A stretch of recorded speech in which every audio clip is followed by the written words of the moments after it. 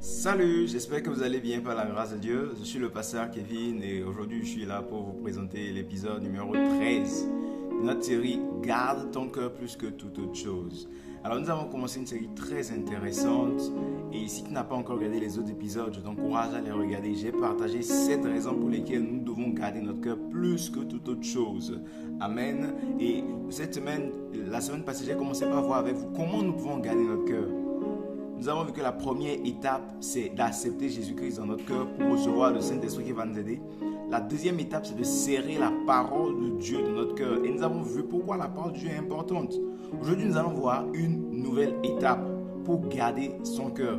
Maintenant, je t'encourage à regarder cette vidéo jusqu'à la fin. Regarde-la jusqu'à la fin. Ne regarde pas juste ces 2-3 premières minutes, mais regarde-la jusqu'à la fin parce qu'elle est très importante aujourd'hui.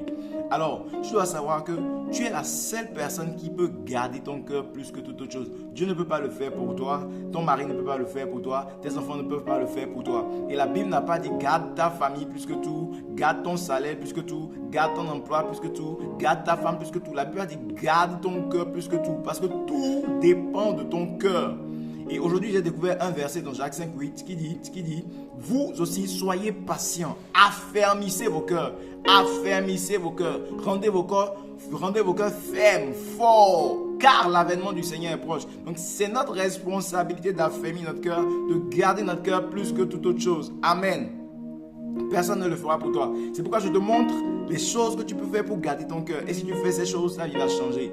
Aujourd'hui, la nouvelle étape que nous allons voir, c'est pour garder notre cœur, nous devons prier pour notre cœur plus que toute autre chose.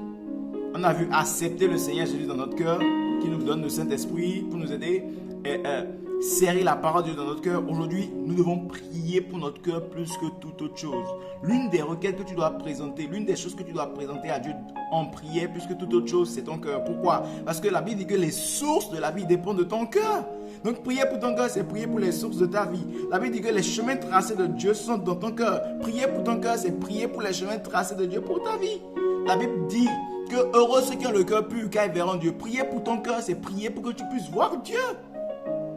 Amen. Et la Bible est regorgée de beaucoup de personnes qui ont prié pour leur cœur. Et aujourd'hui, je veux voir avec vous les personnes qui ont prié pour leur cœur. Et nous allons suivre leur exemple parce que la Bible nous dit de ne pas être paresseux, mais d'être ceux qui suivent, ceux qui ont hérité les promesses, qui ont saisi les promesses par la foi. Nous devons les imiter. Amen. Donc, si tu n'as pas l'habitude de prier pour ton cœur, prie pour ton cœur. Nous allons aller voir quelques personnes qui ont prié pour leur cœur plus que tout. Et nous allons copier leur exemple. L'exemple numéro 1, c'est David. Le roi David priait pour son enfant. Regardez ceci. 1 Chronique 29, le verset 18. Il dit ceci. Éternel Dieu d'Abraham, d'Isaac et d'Israël, nos pères, maintiens toujours dans le cœur de ton peuple cette disposition et ces pensées. Vous voyez ça? Maintiens dans le cœur de ton peuple cette disposition et ces pensées. C'est une requête de prière, ça. Et il prie pour le peuple. Et affermis son cœur en toi. Affermis le cœur du peuple en toi. David est en train de prier pour son peuple.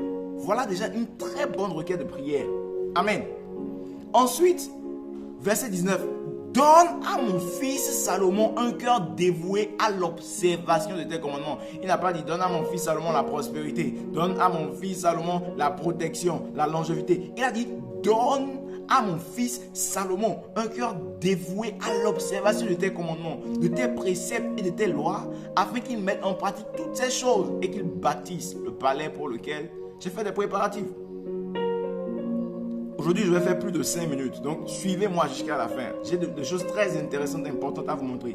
Voilà David qui priait pour son cœur. Pour le cœur du peuple et pour le cœur du fils. Combien de fois tu pries pour ton cœur? Moi, quand j'ai découvert le secret, depuis août jusqu'à présent, je prie pour mon cœur. Ça fait presque un an que je prie pour mon cœur, jour après jour. Amen. Prie pour l'état de ton cœur. On continue. David continue toujours de prier. Et là, nous allons voir dans Psaume 139, les versets 23 et 24. Sonde-moi, ô Dieu, et connais mon cœur. Éprouve-moi et connais mes pensées. Sonde-moi, ô Dieu, et connais mon cœur. David priait pour son cœur. Psaume 26, 2 à 3. Tout est à droite. Regardez sur l'écran. Psaume 26, 2 à 3. Sonde-moi, Éternel. Éprouve-moi. Fais-moi passer au creuset. Fais passer au creuset mes reins et mon cœur. car ta grâce est devant mes yeux et je marche dans ta vérité. Psaume 86, 11. Enseigne-moi tes voies, ô Éternel, et je marcherai dans ta fidélité. Dispose mon cœur à la crainte de ton nom. Voilà des personnes qui priaient pour leur cœur. Amen. Psaume 141, les versets 3 et 4. Éternel, mets une garde à ma bouche. Veille sur la porte de mes lèvres. Verset 4. N'entraîne pas mon cœur à des choses mauvaises, à des actions coupables avec les hommes qui font le mal. Waouh! Voilà les prières de David pour son cœur. Aujourd'hui, je vais juste parler de David. Demain, on va parler de Salomon et de Paul. Des prières très intéressantes. Vous voyez David a été appelé l'homme selon le cœur de Dieu. Regardez ses prières. David priait plus pour son cœur. David priait beaucoup pour son cœur. Une des manières dont tu pourras garder ton cœur plus que toute autre chose, c'est de prier pour ton cœur. Prier que ton cœur résiste. Prier que ton cœur ait la crainte de l'Éternel. Prier que ton cœur résiste devant la tentation, devant les offenses, devant l'ingratitude des hommes. Garde la parole, oui, mais prie aussi pour ton cœur. Prie pour que les instructions que tu as lues dans la Bible, et tu as vu que, ça là, est-ce qu'un homme peut faire ça? Oui, c'est parce qu'un homme peut le faire que c'est là. Au lieu de demander si un homme peut le faire, tu dis, Saint-Esprit, c'est parce que c'est possible que c'est là. Je remets mon cœur entre tes mains, aide-moi à le faire. Tu dois apprendre à prier pour ton cœur au jour le jour. Et voilà le message que j'avais pour toi aujourd'hui. Demain, nous allons encore continuer. Prier pour ton cœur là. On va encore donner 2 exemples demain. Et je t'encourage à suivre l'épisode de demain. Il faut suivre ça et partager ça. Ça va te faire du bien. Voilà. Seigneur, nous te remercions, nous te bénissons.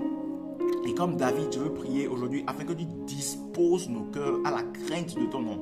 Dispose nos cœurs à la crainte de ton nom. Mets dans nos cœurs tes dispositions, tes pensées au nom puissant de Jésus par le Saint-Esprit qui vient en nous. Au nom puissant de Jésus, j'ai prié. Amen. Voilà, j'aimerais aussi te dire que tous les jours à 13h, nous prions sur Forteresse de la Vérité, une chaîne Telegram, un forum Telegram où nous prions tous les jours à 13h pour nos cœurs. Tu peux te joindre à nous pour apprendre à prier pour ton cœur plus que toute autre chose. Parce que prier pour ton cœur, c'est prier pour les sources de ta vie. Prier pour ton cœur, c'est prier pour les chemins tracés de Dieu pour ta vie. Et prier pour ton cœur, c'est prier aussi pour ta relation avec Dieu. Shalom, c'était le pasteur Kevin. Soyez bénis.